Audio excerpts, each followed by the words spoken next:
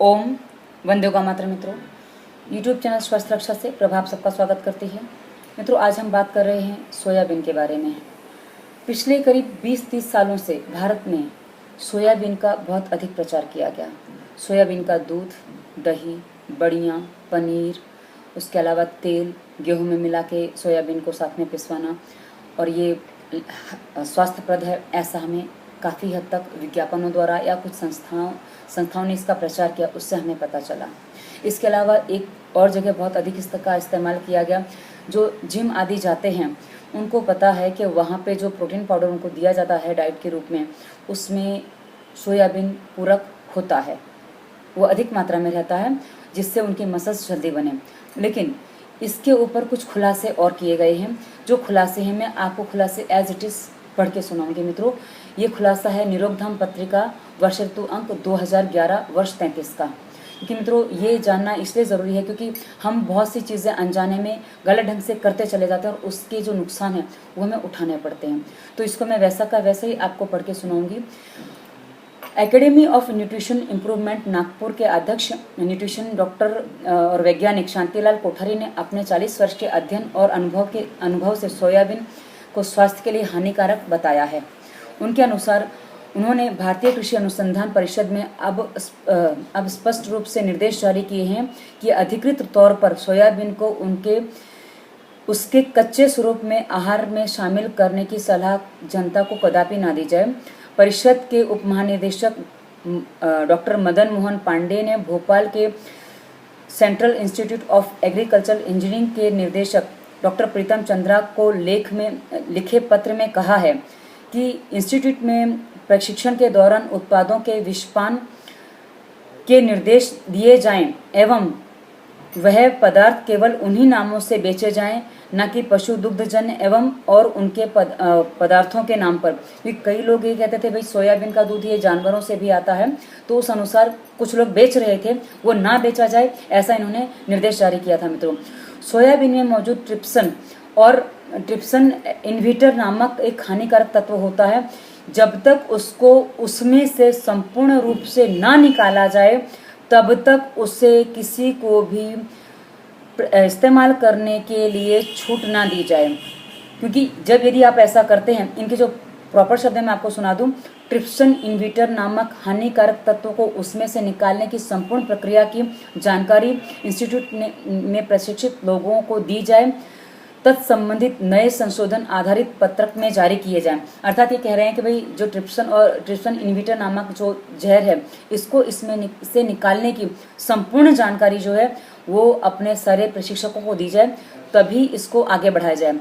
उल्लेखनीय है कि एकेडमी ऑफ न्यूट्रिशन इम्प्रूवमेंट के अध्यक्ष डॉक्टर शांतिलाल कोठारी ने सरकारी एवं गैर सरकारी संगठनों द्वारा सोयाबीन के कच्चे स्वरूप में अथवा अनाज में मिलाकर पीसने की दी जा रही सलाह को जबरदस्त विरोध करके शरीर में होने वाले हानिकारक प्रभाव की ओर सरकार का ध्यान आकर्षित किया था। लगातार पत्र व्यवहार के बाद वह निर्देश जारी किया गया कि डॉक्टर कोठारी के निरंतर पत्र व्यवहार के बाद योजना आयोग के वैज्ञानिक सलाहकार डॉक्टर कस्तूरी रंजन एवं स्वास्थ्य सलाहकार डॉक्टर श्रीमती सैदा हमीद ने बैठक का आयोजन किया था। इस बैठक में फूड सेफ्टी एवं स्टैंडर्ड अथॉरिटी ऑफ इंडिया के मुख्य कार्यकारी अध्यक्ष श्री VN गौर ने भी स्पष्ट तौर पर कहा, कच्चा सोयाबीन गेहूं के साथ मिलाकर उसका उपयोग करना गलत है, क्योंकि उस आटे में विषाक्त तत्व की मात्रा अधिक हो जाती है। एकेडमी के दावे को उच्चतर एवं स्वीकार किए जाने के बाद ही कोठारी ने सभी स्तर पर सोयाबीन को दैनिक आहार में शामिल न करने के प्रयास करने के वाले संगठनों का आग्रह किया है कि जनता को इस संबंध में जागृति दें और तत्काल कदम उठाए जाएं इस जागृति के लिए। मित्रों, ये स्पष्ट लिखिए बताता है कि सोयाबीन कितना हानिकारक है। और उसके बाद हमने राजीव भाई के व्याख्यानों में भी ये बात सुनी थी कि सोयाबीन जो है वो सिर्फ सुअर हजम कर सकते हैं, और सुअर अधिकांश हॉलैंड में पाले जाते हैं, और भारत का जो व्यापार है, जो सोयाबीन का व्यापार है, वो अधिकांश सोयाबीन हॉलैंड में ट्रांसपोर्ट करता है। तो हॉलैंड और सोयाबीन के बारे में एक तथ्य और पता है जो राजीव भाई ने ही बताया था कि यदि सोयाबीन जिस जमीन पर उगाया जाता है वो जमीन करीब 8 या कितने सालों में, मुझे वो ध्यान नहीं आ रहा, वो जमीन बंजर हो जाती है। मित्रों, इसलिए सोयाबीन उगाना खेतों को नष्ट करने के समान है। इसलिए इसका प्रयोग ना किया जाए तो इसका उत्पादन बंद हो जाए तो भारत की जो खेती है, जो ज़मीन है, वो बच सकती है। यदि इसमें आप सहयोग कर सकते हैं खाली सोयाबीन का उपयोग बंद करके मित्रों। यदि आप उसका इस्तेमाल नहीं करेंगे तो ये उत्पादन ही नहीं किया जाएगा, किसान उगाएंगे नहीं। मित्रों, सुअर जब सोयाबीन सुअर के पालन में जब इस्तेमाल होता है तो इसका सीधा सा तात्पर्य निकलता है कि सुअर ही सोयाबीन का जो प्रोटीन है वो हजम कर सकता है, उसके अलावा कोई जानवर इसको हजम नहीं कर सकता। इसका मतलब है कि आप ना सोयाबीन की बड़ियाँ खाएं, ना सोयाबीन का तेल इस्तेमाल करें, और दूध, पनीर ये तो सब घातक हैं ही। ये सारी बातों से आपको स्पष्ट हो ही गया है। तो इसका तुरंत अपने घर से निषेध करें, इसको बंद करें। ये बहुत ही बड़ा सावधानी का विषय। आपको बहुत तरीके से लुभाया जाता है, बहुत तरीके से विज्ञापन आते हैं कि बहुत फायदेकारक है, इसमें ये है वो है, पता नहीं क्या क्या बताते हैं। लेकिन मित्रों, विज्ञापन का एक ही मकसद होता है, अपने उत्पाद को बेचना। विज्ञापन पर मत जाइए, अपनी अकल चलाइए।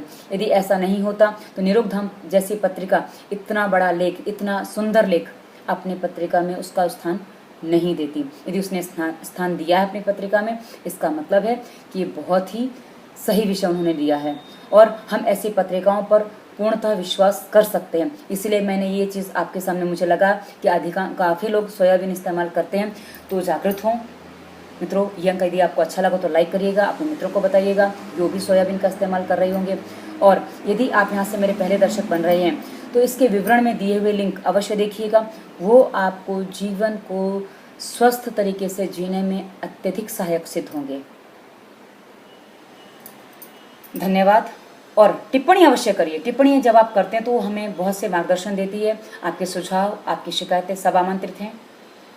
9699791724 पर आप मुझसे संपर्क कर सकते हैं। वंदे मातरम।